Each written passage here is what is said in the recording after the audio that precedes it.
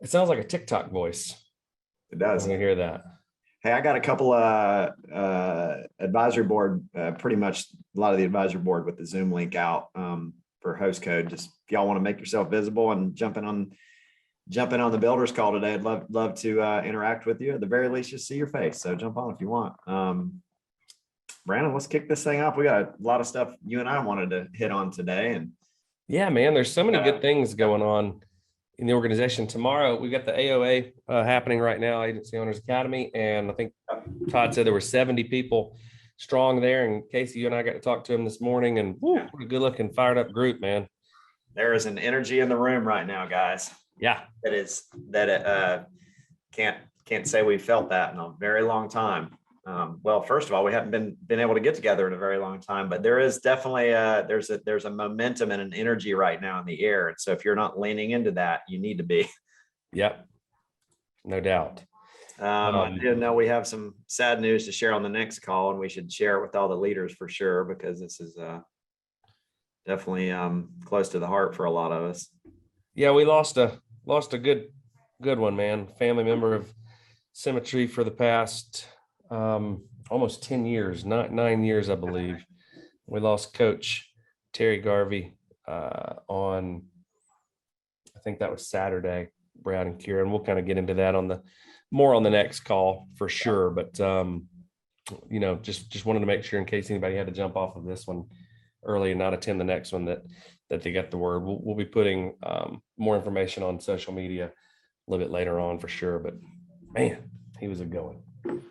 Talk about a guy that walked around his life with a whistle around his neck, even though he maybe not have always been wearing it. He had that whistle around his neck. He just had this loud, boisterous coaches. He did, man. He did. He made a memory everywhere he went. I remember the first meeting that I met Terry at was his first meeting. It was at I think it was up in Philadelphia. Can't remember exactly where we were, but I do remember Terry, and I do remember his personality. And I do remember his, that was like not much longer after he came on board. Kevin told him to be somewhere. He came to the meeting. He came out to dinner with us afterwards. I told him he needed to be in Asheville the next day, and he drove down to Asheville the next day. Like, there he is. There's Terry, like he was one of those guys that just immediately took to this and said, you tell me what to do and I'll do it. But what a good human being. Yeah, he was a good one, man. You could hear him coming, and we're always sad to see him go. So be sending prayers to his family, guys. Yep. Sure, they need it. This culture we have, this family we have is, it's difficult because we've lost a couple agency owners in our history together, and we have such a tight knit community and family here that it stings a little bit more than maybe it does in other business worlds, Certainly more than I've ever been a part of. Me too. So yeah, gonna miss them, but few things we kind of got to roll into today. We thought would be good. And like I said, any advisory board members, feel free to jump in, chime in, ask questions, whatever you can, but just a few things we want every one of you guys, all you agency owners that are on the call, all of you up and coming agency owners, builders, leaders, to kind of be focused on right now. Just a few things. One would be continue leaning towards statewide and multi-statewide GMRs. We're seeing a lot more of those come in, and that is a game changer for us right now, guys. The trick that we've learned, we're, as you guys know, we're in the capital markets, and that's one of the biggest things that they keep talking about is the trick that we learned during COVID that no one else seemed to learn, which is how to drop our borders and go borderless in a virtual world. And if you're not leaning into that with your teams, and the primary way you do that is to make sure that you're teaching people how to do virtual sales, but also that the GMRs are matching that, being able to recruit in a spot and then have people turn on statewide GMRs, multi-state GMRs, is going to be a significant just growth factor for our company. We're already seeing that. Brandon, you shared with the AOA, we're up $1 million a week in production from this time last year. Yeah. And that's just on the field side, to be clear. That does not count the acquisition of and the merger, I should say, with Assura. And those guys they're up as well. The corporate side of the business is, running 500,000-600,000 a week, with 80% of that going to QMS, and the wholesale side is growing like crazy too. And maybe we can talk about that for a second on how it's growing, who it's growing with. It's kind of funny because, we were just at the AOA and an agency owner brought up, the competition. And I think Brandon, we can spend a couple minutes today talking about the competition, because I think we should. Sometimes people ask why we don't talk about it as much. And I'm like, well, we're just really not focused on who you're referring to as our competitors. We're focused on Lemonade, and we're focused on Select Quote, and we're focused on Goosehead. We're not focused on companies that are maybe in our space, but have sold out, and the only value prop is something shiny, and it's only one thing. We're focused on getting that agent experience, the agent to profitability, the actual, workflow of an agent, leaning into that, really transformation in a lot of ways. But regardless, when you're thinking about the competition, we've got probably 13 to $15 million of net placed volume in the mix coming over from the said competitors that I think probably the AO is referring to in the last few months. And that's more than a lifetime of production that they may have grabbed from any one of you guys or anyone collectively from the company. So I think sometimes you may start to buy into that propaganda, or maybe your people buy into the propaganda of,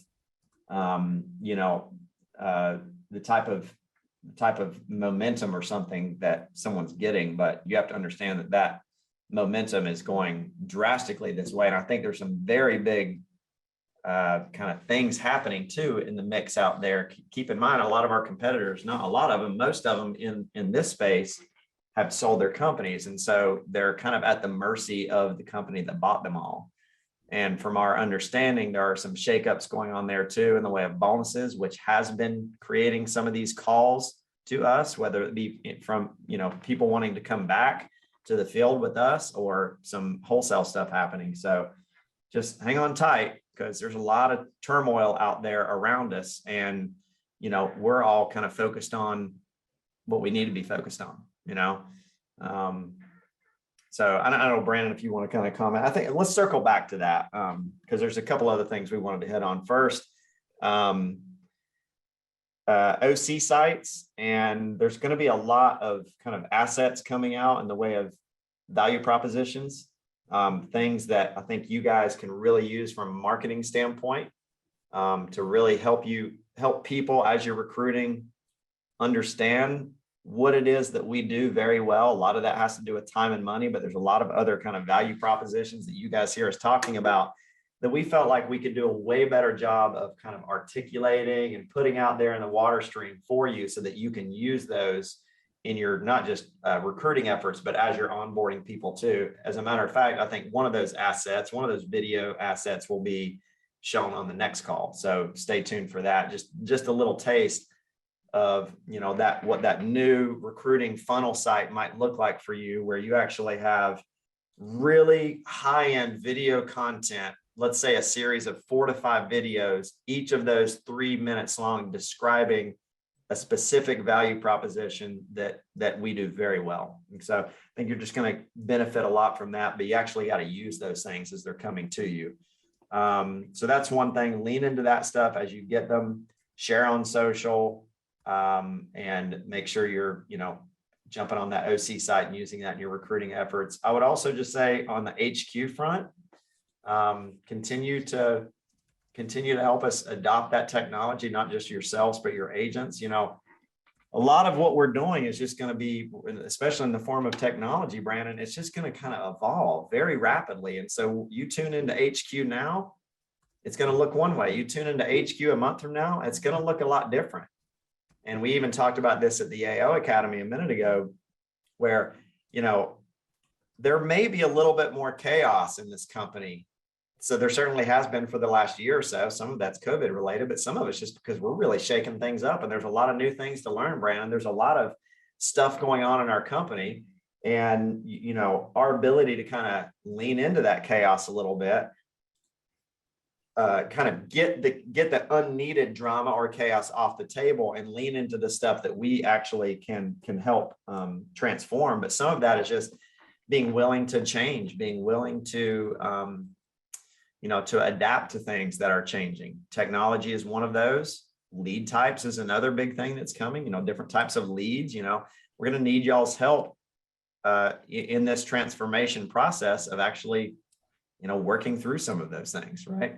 I think we can talk about some of those things too, because we had such a great conversation with our agency owners at the AOA with a lot of the change. And Casey, I think you're nailing it, but I think the bottom line takeaway is there's a lot of opportunity for people that lean into the discomfort of change rather than lean out of it and move away from it. Some people get so focused on, kind of holding on to what they have and assuming that they're going to be able to grow that based on the way things were. And I think that's a very naive way of thinking, because the markets are always changing, be it new solutions, new sales processes, new techniques, new technology, new lead types, as you're talking about, and really being able to understand how do I assess the value of these things. And let's talk about a great example would be leads. How do I assess the value of a lead that I've never worked before? And you said something earlier, Casey, that I want to reiterate. The field side, Symmetry is up $1 million a week from where we were this time last year. That's because you guys absolutely leaned into forced change, and took us from 100% kneecap to kneecap to 100% virtual in 2 weeks to 3 weeks. 70 to 75% of you are still virtual, and there are ways that we can kind of take advantage of that. So speaking of leads as an example, how do you view a new lead type? It's all about kind of mindset. Somebody always puts into the Q&A section, put a bad lead in a good agent's hands and all of a sudden it becomes a good lead. I agree with that. And I think what makes a good agent is how you kind of view it, how you approach it. Obviously, with the understanding that you have to learn how to work it, because it's going to be a little bit different than the way that we've worked other things.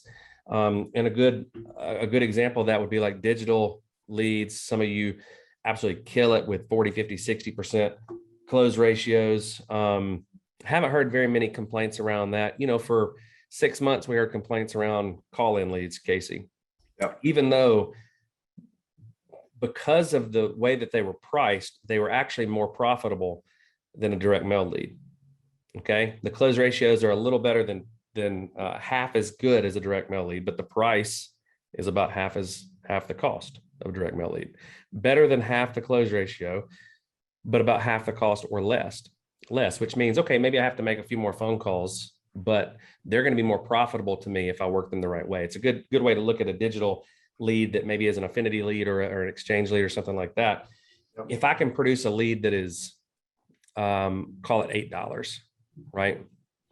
How bad does the close ratio have to be for it to be more profitable than what I'm closing a direct mail lead? Maybe I'm closing 30% on a direct mail lead, but the cost on this is going to be a quarter the cost of what I'm spending on direct mail lead. Maybe the close ratio is a third as good, which means maybe I have to work a little harder for them. Maybe I've got to make more dials, but I have resources that I can call, and the better I get at those, they're actually more profitable for me, assuming that I get enough of them and I can work enough of them. Now, there's technology coming out that we can use to kind of warm those leads. There's things that will make those leads better and easier to get in touch with. But how am I, it's kind of starts just like everything else in the business between your ears, Casey. How do you deal with change? How do you deal with something that's new, right? I'm going to dive into it and I'm going to say, or at least I'm going to think, I hope that other people aren't taking advantage of it, because I have a tremendous opportunity if I do. Same thing with people that have jumped on statewide GMRs. I love it. And there have been some people like, no, I don't know that I want to do that. Okay, well, you don't have to do it. Just know that the people that do are going to get more leads when they do. And I would take that and say, it's not just about statewide GMRs. It's about how many of you are encouraging agents to get 3-state GMRs, 5-state GMRs. How many of you are looking at lead flow with your agents and you're like, yeah, they need 15, they need 10, they need 20, whatever the number is, they're getting half of that, and being proactive with figuring out how to fix that. Okay, so you have to get a reciprocal non-resident license. Sometimes it's $50, sometimes it's $250, depends on where you go. But that little investment kind of opens you up, Casey, to a whole new area of leads potentially. How many managers are having positive communication with the leads department that says, hey, I'm willing, I'm able, tell me where, as a manager, tell me where I can have my agents go, right? Where are we not mailing? Where can we mail? Because in the past, we were only going to get 2 or 3 leads in a week or a month in these 4 counties. And that doesn't make sense when you have to drive 2 hours or 3 hours to get there potentially. But does it make sense when I can sit in my home office and call those leads 4 states away? Yep. Absolutely. Right. It makes sense. So how, it all comes down to mindset and aggressiveness and how quickly I want to change. Yep. Some people, we say, okay, digital leads come out. They're going to be a lot better if you allocate them real time and call them as close to real time as you can. Some people say, yep, I want to do that. Some people say, I don't know that I want to break from the way that I've always done things. Okay, you don't have to, but that may mean that you're not getting the leads, because what we're not going to allow for in the future is we allocate a lead real time. It sits for 2 days before a manager allocates it to another agent. Makes sense. Like obviously maybe, that's maybe some of that's our fault, Brandon. Maybe we're not. Usually is. Maybe we're not. Probably it is. It always is. It's always the leader's fault. But maybe we're not, being as transparent as we need to be with you leaders around what the kind of end goal with this $20 million to $40 million investment into the company is meant to do. Yep. And it's meant to transform things specifically around how an agent works and how a client interacts with the agent. So the agent experience and the client experience. It's also the lead types and the way they're generated and the way they're worked. Those things have to evolve. They have to transform. And so you might be thinking a little bit too much with your purview because we're not opening it up enough. And you're thinking like, well, this is how I know it works. But guys, the ears were meant for a reason. It was meant for you guys to jump in with us and help us to grow this company and transform it together. And so there are going to be things that maybe go against a little bit of the grain and how you used to do things. And the proven way for us to kind of, risk a little bit, put a little bit on the line, understanding that the only way you figure things out is to kind of go for it and work on it, right? And work on it together. There's some things like you're saying, Brandon, how quickly we work leads. Well, that's not the way we used to do it. So, that's not the way we've grown our business. So I'm not going to do it. Quit thinking about just your agency. Remember, you have equity in this entire growth process of the company, right? And especially a big ROI on that if we transform this thing. Okay. Mm-hmm. But it's going to take us working together to do it. Another thing is like dispositioning the leads.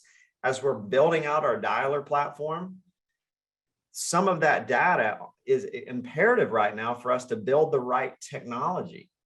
And so it's things like that. Sometimes I think we just have to kind of open the vision up a little bit more towards the future and not like what we're doing this month in volume. Some of that's, I think, probably the truth. And some of that, again, is probably on us for not maybe sharing with you guys where we are in the moment on our vision around this transformation and where the money's kind of going. So we do have a call coming up on the 18th. A big call we wanted to let you guys know about, big State of the Union call. We're going to try to update everyone on the tech, on all of the goodies that are happening. We have some very, very big rollouts that we're going to roll out too in the way of, well, I don't even want to give away him. Let's just say we're working on it feverishly behind the scenes. It's going to make a dramatic impact. The advisory board have been in on these conversations, and it's going to be an extremely big rollout. One that we think will just light this thing up even more. So 18th. On that note, Brandon, what we have talked about is all of you guys intentionally, from a timing standpoint, all of you guys kind of lining up a power week the week before that. Some of you may say, let's line up a power week for the next 2 weeks, starting next week and the week after. We have altitude conferences kind of in the mix coming out and starting in a couple weeks. So we always want to intentionally go into those, right, Brandon, with a pretty good kind of full steam ahead. Yeah. This past week in production was a massive one, but a couple power weeks, and some of you new agency owners or leaders are kind of asking what a power week is. A power week is nothing more than just an intentional rally in the troops to say, hey, what do y'all say we break a record this week? Let's buy more leads than we've ever bought. Let's make more phone calls than we've ever bought.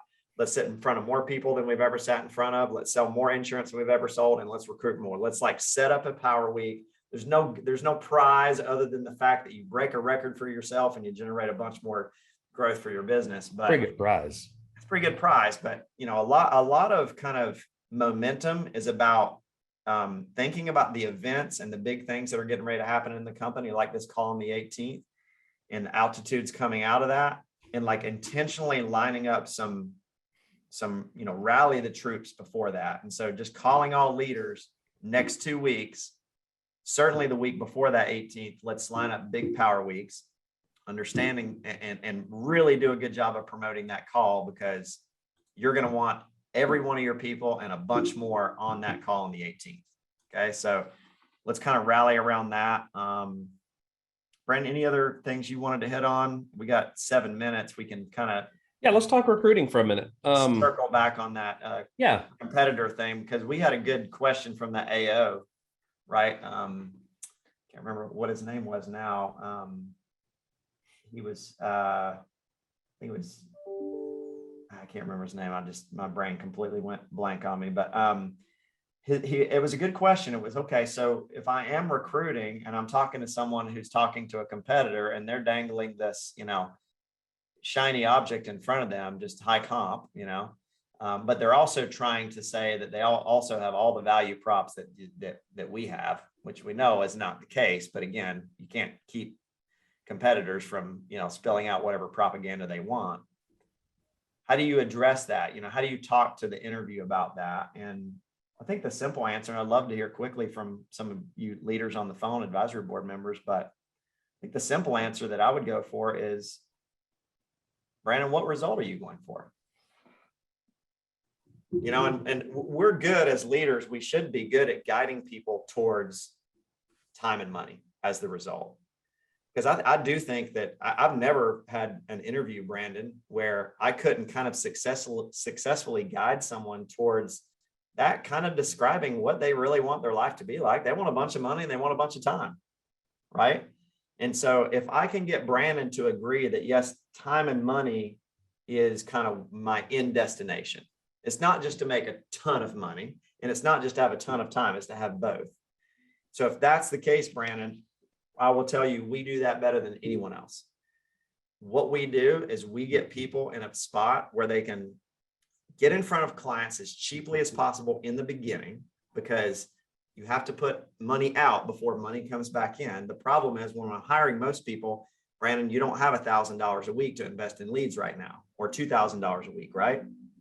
If you do, great, we'll talk and I'll show you how to game plan that. But most people we hire are coming here for a reason. It's because they don't have a ton of money to invest.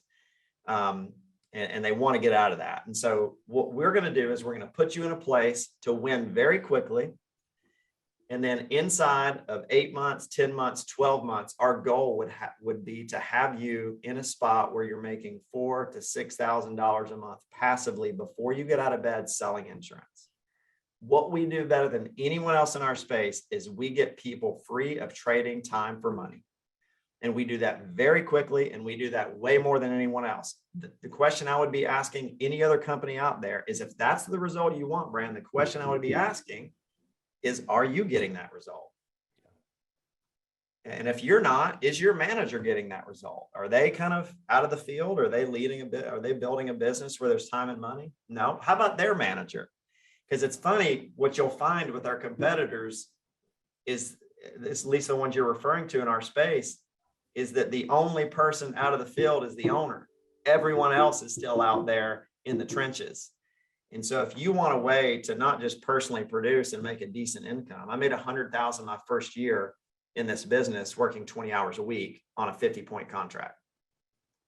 Okay. So if you want a way to earn a good income out in the field, and then when you're ready, allow us to show you how to get out of that and not have to do that. You may still want to do that, but not having to do is such a better spot to be. Wow, that feels a little bit better, doesn't it? So it's that kind of, it's again, what do people want? We know what people want. Keep that in front of them. That's what we do better than anyone else. And now the beauty of it is it's not even just for builders. People waking up every day to QMS cash flow, and all the other goodies that are coming. So yeah, I think you nailed it perfectly. I would also add that we know the research, we know the numbers, and we know that our AOs, our builders in general, are 4 to what I'm hearing now is 6 times more profitable than anybody else in our space. And so, yes, it's about time. Yes, it's about money. It's about a combination of both of those. But we're getting a lot of people hammer us down on the phone saying, "Hey, I'm exactly what you're saying, Casey. I run a large organization, and the only money that I make is on my personal production." Yep. Well, that's not a system that we ever set out to. Competitors, yeah. That's not a good scenario. Yeah. It's just a different value proposition, and in a model like that, the only people making money are the producers and the owner. The people that are suffering are the people actually trying to build an agency and get out of having to be in the field. And again, I'm seeing a bunch of advisory board in here that could probably chime in, even though we got 2 minutes. But we keep our focus where it needs to be, and I promise you guys, we're going to continue to see more of this. I think some of the things that are happening, and this is one of the problems with just completely cashing out and giving someone 100% control of your company, is the bonuses are starting to be cut too, at those levels where it's like, well, that was my override in the first place. It's my only income. Now you cut it. The only way I could recruit people is to give them a high contract. And so basically I have all these people on the same contract level, and you're going to pay me a point on that production, which is not enough for me to get out of the field in the first place. And now you're going to take that away from me.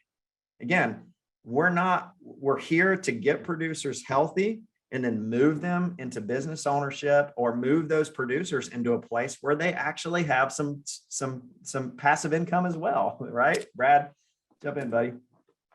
Yeah. And I kind of knew this would happen, because there's only so much compensation that the carriers pay an IMO, and they can't, it's not sustainable. And so now we're seeing that they're cutting income, and they cut it from the top. They cut it from where the people are the most loyal. Yep. They're given high comp to where the revolving door is. Yeah. And then you build a business, and now you're so locked in because you've been here for a few years, you got a big team, and you're wondering where the money's at. So that's it. Yep. So, I mean, how much do you talk about it with your kind of up and comers, or your, do you guys even address it? Because sometimes I think, again, like, people struggle with that. Like, do I even acknowledge it? Because it's really not affecting us, It really isn't affecting us. I mean, we'll talk about it if it comes up, and just explain, like you said, it's a different approach. If you want to be a big producer for the rest of your life, then maybe it's a good model, maybe. But if you want to actually build a business and create a lifestyle of time and money, it's not a good formula. It doesn't work. Yep. That's it. And I've talked to a lot of their top guys over there, and it's consistent. They're making about a quarter of what we're making in the same volume. That was before their bonuses just got cut. That was before the bonuses got cut. Exactly. Yeah. I mean, you guys literally have 10 times actually probably more than that, 15 times the number of employees, the number of staff that competitor has, which means it's not that staff isn't needed. It just means that now these leaders who are making a quarter of the income to begin with are now having to pay for that staff that you guys are paying for. They're having to have their own contracting department, their own marketing department, all these different departments. And there's not the cash flow to do it. So like you said, they have to stay in the field, even though they're running $1.5–2 million a month, placing that much every month. They still have to be in the field, because all of their bonuses are being paid to the staff to run that business. Yep. and it's too late by the time they realize that that's the model. Yep. I remember kind of doing a little bit of an exit interview a couple of years ago. Someone, some competitor threw out a high comp contract. So I'm doing a little bit of an exit, just kind of understanding what the situation was. And I'm going, well, so you're hurting with cash flow, right? And you think that's your contract level, right? Like, how much production did you do last month in personal production? Well, I did $10,000. Okay. And how many hours a week did you work? Did it 20 hours a week? And how many people did you recruit last month? Well, we only recruited 2 people. I can't recruit, because it's like, well, if you want to put in, $1,500 to $2,000 a week and in your lead investment, and you want to book 50 appointments, you should do that. And you'll make a lot more money right here. You're not working. That is not going to solve the problem. You are not working. So you have to work. Remember? Yep.